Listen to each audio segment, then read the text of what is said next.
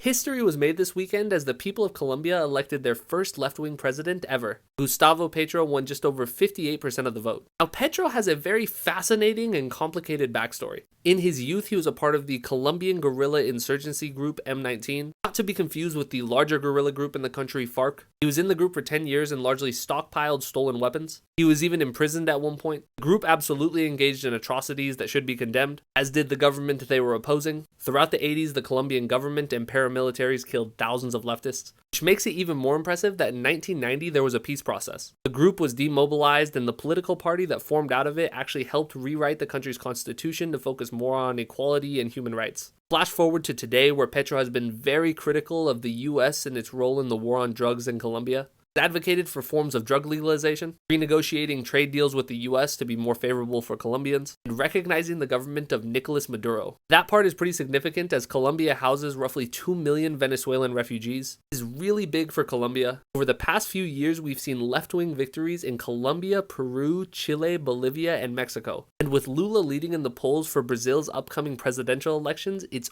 almost safe to say that the pink tide is returning to Latin America. So Colombia, for the first time in the history of the country, the people of Colombia have elected a left-wing president, Gustavo Petro. Very, very exciting. So kind of just to roll it back a little bit, the way the Colombian elections work, similar to a lot of countries in Latin America, is so they'll have their first round where they have like a bunch of candidates, and then if none of the candidates get, I believe it's just an outright majority of the vote, then the top two finishers go to a runoff. So you had the party that had basically been in power for a very long time in Colombia. They did not make the runoff. Gustavo Petro, the leftist, made it. And then this other individual by the name of Rodolfo Hernandez, he is this, I believe he's a billionaire. If not billionaire, he's like 100 millionaire. He's a very rich, like kind of real estate guy. People have kind of compared him to Trump. And one of the most significant things about the opponent, Rodolfo Hernandez, is he called Hitler a great German thinker. Now, he claims that he was talking about Albert Einstein and that he just got confused and said Hitler instead. But if you look at like the context of like the video, like when he brought it up, it doesn't seem like he was talking about Einstein. It doesn't seem like he was talking about Einstein at all. It's very bizarre. I've heard some people say though that it has to do with like, because I don't speak Spanish. I wish I did. But it was like I was reading the subtitles obviously when I saw the interview. And people said that like some people have said that it was like the translation also didn't help, like the English, Spanish to English, but he definitely said Hitler, he thought was a great thinker. Anyway, so that was who we were dealing with on the other side. Thankfully, he did not become president. Gustavo Petro became president. A few significant things about him. He's not like a socialist or anything. He has like, he supports, so maybe a little backstory on Colombia. Throughout the 80s, the primary recipients of like U.S. like military support in Latin America were like El Salvador and Guatemala. Those were like two of the biggest recipients. Once we reached the 90s, though, it was Colombia shoots to the top of that. And you saw the Colombian, both military and paramilitary, engaging in a substantial amount of repression on the people of Colombia.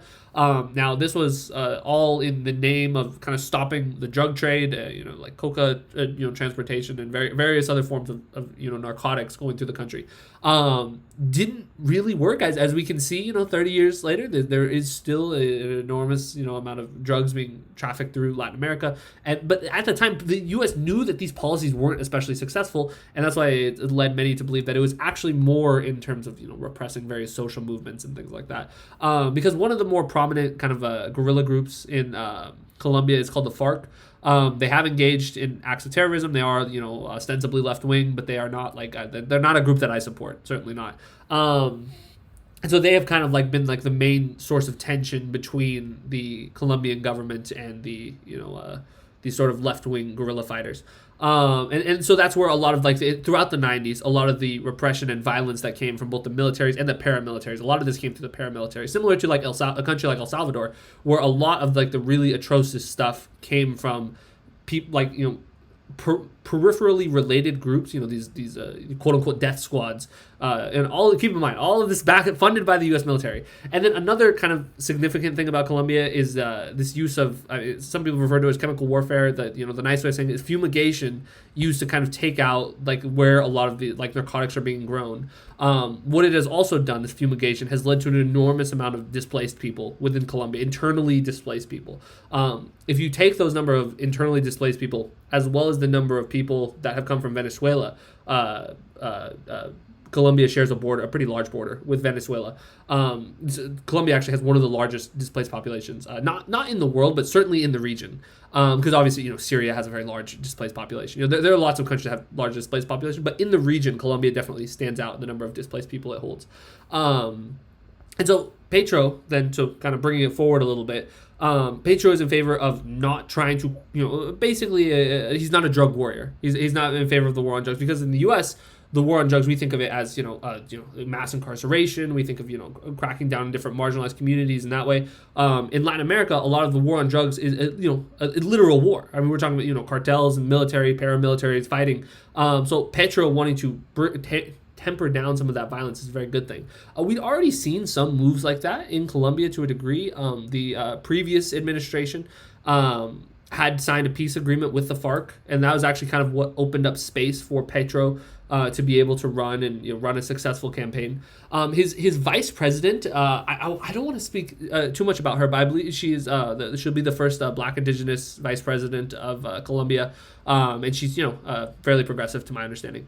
I don't know a whole lot about her specifically though, but pretty very exciting news. And this is kind of comes off of like a wave of victories that we've seen in Latin America for left-wing groups. We saw Pedro Castillo won in Peru. We saw Gabriel Boric won in Chile not too long ago. Luis Arce in Bolivia was able to defeat. He was able to come back after the coup that had taken place in Bolivia in 2018. So that was really significant. Obviously, we have AMLO in Mexico. Some very big stuff. And the biggest, the crowning jewel will be that Lula is set to run against Jair Bolsonaro in Brazil. Obviously, Brazil, largest country in Latin America, or at least population-wise. I believe they have a larger population than Mexico. Actually, let's check with that really fast, because I'm not positive about that. Brazil population. So Brazil's population is 212 million. Okay, I gotta think that's higher than Mexico. Mexico population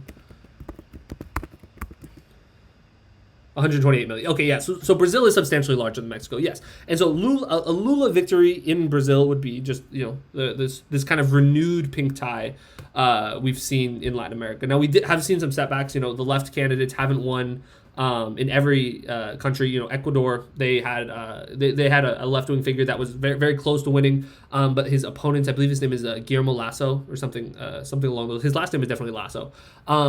He, unfortunately, the right-wing person, won in Ecuador. Ecuador is actually seeing a string of protests right now, though. There's actually quite a bit of popular uprising happening in Ecuador right now.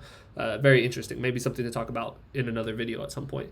But then, so we have this victory up over here in Colombia. Some very exciting stuff. And let's see what Ron DeSantis had to say about this victory. So his little tweet says, the election in Colombia of a former narco-terrorist Marxist is troubling and disappointing. The spread of left-wing totalitarian ideology in the Western Hemisphere is a growing threat. Florida stands with Colombian Americans on the side of freedom. So then we'll listen to he has a video. We'll listen to that. This is his little video. But a couple things about that. When you talk about like the totalitarian ideology, it's worth noting that so Gustavo Petro was a member of a guerrilla group. He was not I don't believe he was a member of the Farc. I believe that the name of the group he was a part of was like M19, and they don't exist anymore. And he was literally imprisoned. But we have to keep in mind there was a very, very totalitarian right wing state that was repressing the people of Colombia at the time that this was going on. Now, obviously, I don't know the intricacies of M19. Is it possible that they engaged in certain acts of terrorism, as a giant swaths of guerrilla groups across the world have in the past? Certainly. I don't think, though, that it's justified to call him a narco-terrorist. I think the narco part comes from the fact that Gustavo Petro, like I said, is not a drug warrior. But so let's hear Ron DeSantis' his broader comments on this. I just want to say, on behalf of the people of Florida, we watched the election results down in Colombia. And we have a lot of great Colombian Americans here in our state who were very concerned about what was going on. And I think the results of that election have been very, very troubling for people that believe in freedom in the Western Hemisphere. To elect a former narco-terrorist and a Marxist to lead Colombia is going to be disastrous. And so we've stood with the people here in Florida that have ties to Colombia. We've had a great relationship with Colombia as a state. We were all hoping that the outcome would be different, but we've got a problem in the Western Hemisphere with Marxism and totalitarianism really spreading. We thought, 25 years ago, the Cold War and all this stuff, and it just keeps rearing its head. So we'll continue to stand with the people of Florida here who are passionate about freedom in the Western Hemisphere, particularly in Colombia, but very, very disappointing and very, very troubling result in that election. So, Gustavo Petro is obviously not perfect. We obviously shouldn't idolize him. But we do know that he is making the right enemies. He has the right people upset about his victory. And I think that's kind of worth noting. Because, obviously Gustavo Petro is not going to be perfectly aligned with my politics. Just like, Pedro Castillo in Peru, for example, the left-wing president in there. He's pro-life, is my understanding. He doesn't, believe in a woman's right to choose. That's, really unfortunate. But, in the context of Peru, he was the better candidate than his opponent. It's the same thing with Gustavo Petro. Gustavo Petro, obviously, I don't align perfectly with him, but this is a giant step forward for Colombia. This is, first non-right-wing president in the history of the country is very, very significant. So that's very exciting.